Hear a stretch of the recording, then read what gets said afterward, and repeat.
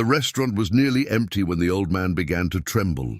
It was a quiet place on the edge of Munich, tucked between a pharmacy and a bakery that closed at noon. The lunch rush had passed, leaving behind the faint scent of coffee and warm bread. Outside, rain pressed softly against the windows, blurring the street into watercolor. Lena noticed him the moment he was wheeled in.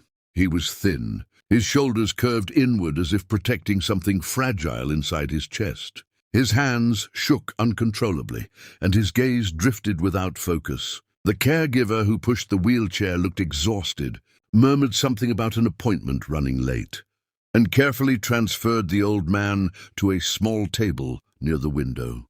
Lena approached with a gentle smile. "Guten Tag, what can I bring you?" The caregiver sighed. "Just soup." "Something soft. He doesn't eat much." The old man's eyes flickered toward Lena. For a second, something clear and intelligent shone through the fog. She nodded. "I'll make sure it's not too hot." When she returned with the bowl, steam rising in delicate swirls, the caregiver's phone rang. He stepped outside to answer, apologizing. The old man was left alone, staring at the spoon as if it were a complicated puzzle. His hands shook harder when he tried to lift it. The spoon clattered back into the bowl, splashing broth onto the table. Lena didn't hesitate. She grabbed a napkin and knelt beside him. "It's all right," she said softly. "We'll take our time." Up close, she could see the deep lines carved into his face. His jaw tightened with frustration. A faint sound escaped his lips, somewhere between anger and shame. "My father used to hate when his hands shook," Lena murmured almost to herself. "He said it made him feel like his body was betraying him." The old man's breathing slowed slightly. His eyes settled on her face. She picked up the spoon, blew gently on the soup, and held it carefully to his lips. "Small bites," she whispered. He swallowed with effort. A drop slid down his chin. She wiped it away without a trace of discomfort, as if caring for him were the most natural thing in the world. Near the entrance, a tall man in a dark coat had just stepped inside. Shaking rain from his umbrella, he paused when he saw the scene. Marcus Vogel was not a man accustomed to pausing. His name carried weight across Germany's financial world. Tech magazines called him visionary. Newspapers called him relentless. His company's headquarters towered over Frankfurt's skyline, all glass and steel and ambition. But at that moment, none of that mattered. He stared at the waitress kneeling beside his father. He had not told anyone he was coming. The caregiver had informed him that his father's condition was worsening. Parkinson's, advancing faster now. Marcus had arranged the best clinic, the most expensive specialists. He had paid for everything money could buy. Yet he had not been there. He had told himself he was too busy, that deals could not wait, that his father would not even recognize him anymore. Watching Lena feed him, something inside Marcus shifted. His father's once powerful hands, the same hands that had built a small manufacturing business from nothing, now trembled like fragile branches in the wind. Marcus remembered those hands teaching him how to ride a bicycle, steadying the seat, running behind him, refusing to let go until he was ready. He had not visited in 3 weeks. Lena laughed softly when a bit of soup dripped again. "You're not making this easy for me, huh?"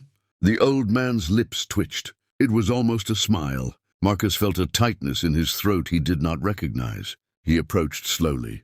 "How long has this been going on?" Lena looked up startled. She quickly stood. "I'm sorry if this looks unprofessional. He was struggling and That's my father," Marcus said quietly. Silence settled between them. Lena's cheeks flushed. "I didn't know. I just thought no one should eat alone like that." Marcus glanced at his father. The old man's cloudy eyes shifted toward him, uncertain. For a moment there was no recognition. Then faintly a whisper. "Marcus?" The single word shattered him. "I'm here, Vater," he said, his voice breaking despite every attempt to control it. He pulled a chair close and sat down. Lena stepped back, but Marcus stopped her. "Please," he said, "stay." She hesitated, then nodded. Together they fed him the rest of the soup. Marcus held the spoon this time, awkward at first. His father's hand trembled against his wrist. Lena guided him gently. "Slower," she whispered. "Let him swallow fully." Marcus followed her lead. For the first time in years, he was not negotiating, not commanding, not calculating. He was simply a son, When the bowl was empty, his father seemed calmer, almost peaceful. The caregiver returned, surprised to see Marcus there. Arrangements were made quietly. Marcus insisted on driving his father back to the clinic himself. Before leaving, he turned to Lena. "What's your name?" "Lena Hartman." "Why did you do it?" he asked. She looked confused. "Do what?" "Care. Most people would have walked past." She shrugged lightly. "My father spent his last years in a care home. I couldn't visit as often as I wanted. I still regret that." Her voice softened.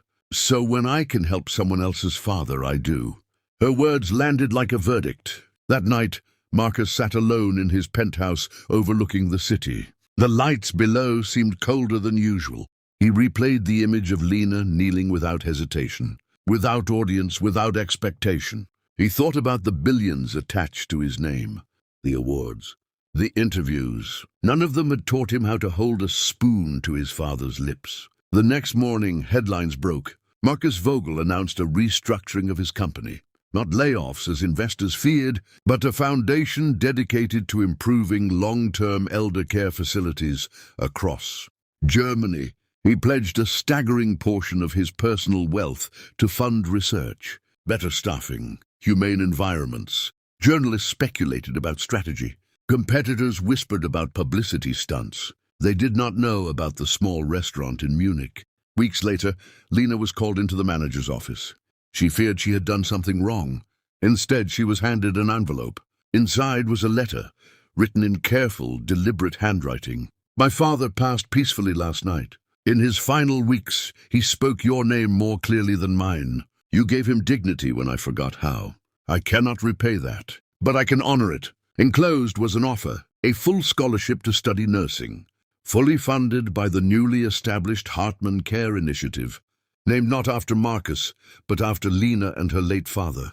Her hands trembled as she read. She had never expected anything, not recognition, not reward, only to do what felt human.